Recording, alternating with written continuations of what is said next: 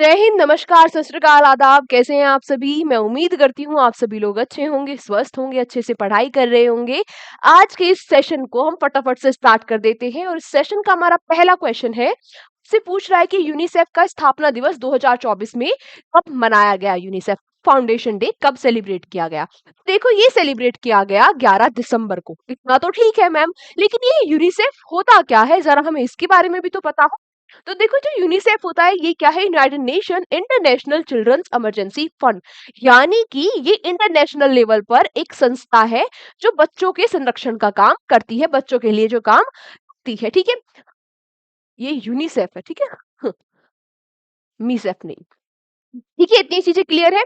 अभी इसने एक रिपोर्ट भी निकाली थी, आप सभी लोगों को याद होगा कि 2023 में 2024 में रिपोर्ट निकाली थी और बताया था कि 2050 तक बच्चों का फ्यूचर कैसा होगा, है ना? याद है आपको उस रिपोर्ट के बारे में कि क्लाइमेट पे काम करना चाहिए, है ना, अगर हम चाहते हैं हमारे बच्चों का फ्यूचर अच्छा हो। याद है ना आपको? हाँ, तो ये वही वाली ऑर्गेनाइजेशन है और इसकी यूनिसेफ इंडिया की जो ब्रांड एम्बेसडर है वो कौन जाती है?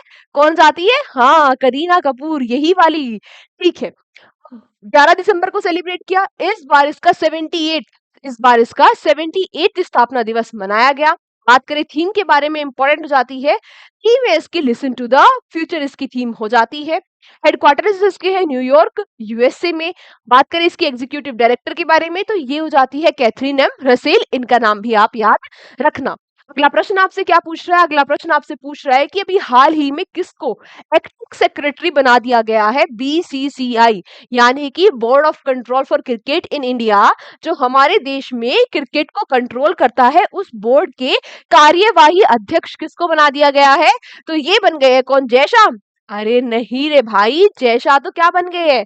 देखिए, जयशाह पहले बीसीसीआई और एसीसी यानी कि एशियन जो क्रिकेट काउंसिल है, उन दोनों के अध्यक्ष हुआ करते थे। लेकिन अब जयशाह ने 1 दिसंबर से बन गए हैं ये आईसीसी इंटरनेशनल क्रिकेट काउंसिल के अध्यक्ष।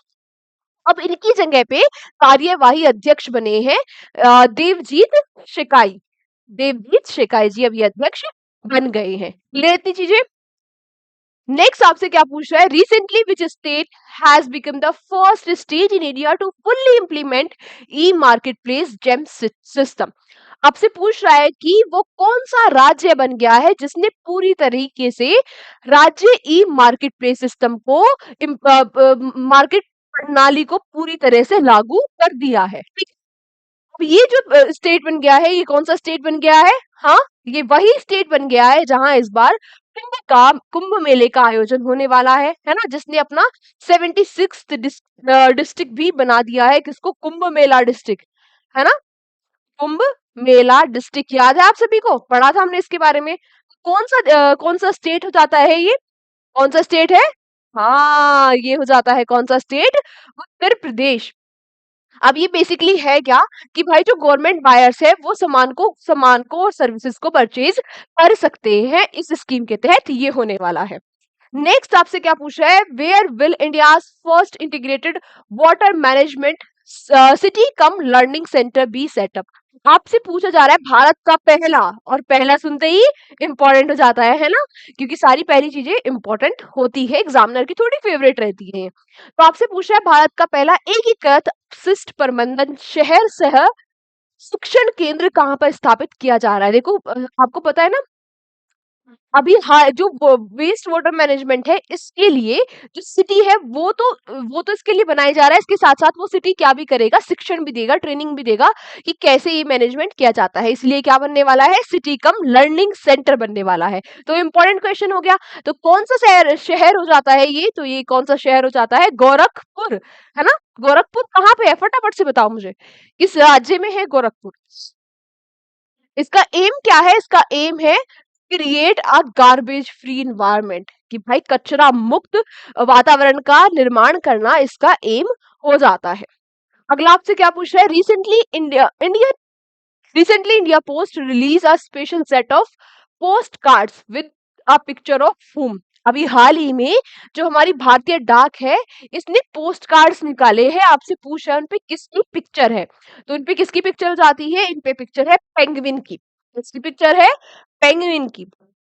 तो हमारा जो पोस्ट है भारतीय डाक है, इसने कोलैबोरेट किया है national centre of polar and ocean research के साथ, जो कहाँ पर जाता है, जो गोवा में स्थित है, जो गोवा में स्थित है। और इस पे जो फोटो है वो है अंटार्कटिका में जो पेंगुइन पाए जाते हैं उनकी फोटो के इन्होंने पोस्ट कार्ड्स निकाले हैं। चलिए अगला आपसे पूछ रहा है, recently who has been appointed as the new governor of the RBI, Reserve Bank of India.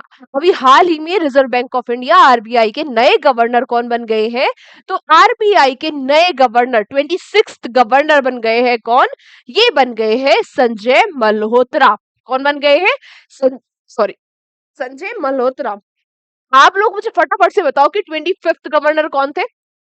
कौन थे? हम डेली लगभग लगभग हर तीसरे चौथे दिन उनके बारे में पढ़ ही लेते थे। कौन थे? शक्ति, इनका नाम भी आप याद रखेंगे, शक्तिकांत दास जी। आज आप सभी लोगों के लिए क्वेश्चन फॉर यू हो जाता है क्या? अच्छा यहाँ देख लेते हैं पहले जो इन्फॉर्मेशन यहाँ लिखी है।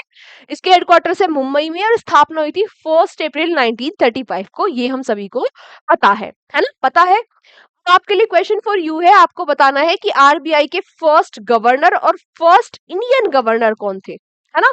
इंपॉर्टेंट क्वेश्चन हो जाता है क्योंकि अभी हाल ही में इसके क्या अपॉइंट हुए नए गवर्नर, तो कुछ भी क्वेश्चन पूछ सकता है, तो ये क्वेश्चन भी इंपॉर्टेंट हो जाते हैं। इसका आंसर आप मुझे कहाँ दोगे? कमेंट बॉक्स में, ठीक है। अगला प्रश्न आपसे पूछ रहा है, who has recently been appointed as the MD of Amul. अभी हाल ही में जो ये एमडी बन गए हैं अमूल के, आपसे पूछ रहा है कौन बन गए हैं? ये बन गए हैं ये बन गए हैं जैन मेहता। कौन बन गए हैं? जैन मेहता। अच्छा ये जो है ये किसके बाद इसकी फॉर्मेशन हुई थी अमूल ब्रांड की? व्हाइट रिवॉल्यूशन के बाद। किसके बाद? व्हाइट रेवोल्यूशन, श्वेत क्रांति के बाद। और फादर ऑफ व्हाइट रिवॉल्यूशन किसको कहा जाता है? ये भी याद रखना, वर्गीस कुरियन। वर्गीस कुरियन क्यों कौन जाते हैं? फादर ऑफ व्हाइट रिवॉल्यूशन, है ना? उनकी बर्थ एनिवर्सरी पर हमने कुछ सेलिब्रेट भी किया था। क्या सेलिब्रेट किया था? बोलो फटाफट से कमेंट बॉक्स में बताना। ये भी अभी कुछ ही दिन पहले पढ़ा था ये क्वेश्चन भी हमने, है ना? Who has recently unveiled the world's largest global bricks? अभी हाल ही में किसने दुनिया की सबसे बड़ी सोने की गोल्ड ब्रिक्स, ग्लोबल नहीं, सोने की ईंट का अनावरण किया है? तो अभी हाल ही में किसने दुनिया की सबसे बड़ी गोल्ड ब्रिक्स का जो क्या किया है, ब्रिक का अनावरण किया है? तो ये कौन सा देश हो जाता है? कौन सा देश है ये? कौन सा? हाँ, कहाँ पर किया गया? दुबई में किया गया। दुबई कहाँ पर है? किस कंट्री में है? बोलो किस कंट्री में हो जाता है दुबई? ये जो वर्ल्ड की सबसे बड़ी सोने की ईंट है, कितनी बड़ी है भाई? इतनी बड़ी है कि इसका नाम Guinness world book of record में भी लिखा गया है। इसका वेट है 300.12 किलो, 300 किलो की ईंट है ये। और 211 करोड़ इसकी कीमत है ना? जो आप सोच रहे हो वो नहीं सोचना, बहुत सिक्योरिटी होगी। अगला आपसे पूछ रहा है, who has recently won the cross books award. अभी हाल ही में जो क्रॉस बुक्स अवार्ड है ये किसने जीत लिया है? तो ये जीत लिया है कंवलजीत सिंह ढिल्लो ने, के.एस. ढिल्लो ने। इनकी बुक किसके लिए? कितने गाजी आए कितने गाजी गए, इस बुक के लिए। बहुत ही बेहतरीन बुक है। अभी भी आपको टाइम मिले या आपको कोई बुक पढ़नी हो तो इस बुक को जरूर पढ़ना, बहुत ही अच्छी बुक है। आज का हमारा लास्ट क्वेश्चन हो जाता है, where has a workshop on the obstructive sleep apnea apnea awareness being organised. ये अभी आपसे पूछ रहा है कि हाल ही में जो ऑब्स्ट्रक्टिव स्लीप अल्पेनिया है, इसकी जागरूकता के लिए कार्यशाला कहाँ पर चलाई गई है, कहाँ पर आयोजित की गई? तो ये की गई कहाँ पर? एम्स दिल्ली में। ये अल्पेनिया है क्या? बेसिकली एक स्लीप डिसऑर्डर है। जब आप सोते हुए क्या होता है, हमारी जो सांसें हैं वो रिपीटेडली स्टॉप हो जाती है और फिर स्टार्ट हो जाती है। ये एक मतलब डिसऑर्डर है, स्लीप डिसऑर्डर है। इसके लिए अवेयरनेस फैलाने के लिए एम्स दिल्ली ने एक क्या करी है, कार्यशाला आयोजित की है। आज की क्लास हमारी यहीं तक थी। Thank you so much everyone हमारे साथ सेशन में एंड तक बने रहने के लिए। कल के सेशन में आप सभी प्यारे बच्चों से फिर से मुलाकात होगी। तब तक अपना ध्यान रखिए, अच्छे से पढ़ाई करते रहिए, शिद्दत के साथ पढ़ाई करते रहिए। कल के सेशन में आप सभी प्यारे बच्चों से फिर से मुलाकात होगी। तब तक अपना ध्यान रखिए। Take care, bye bye.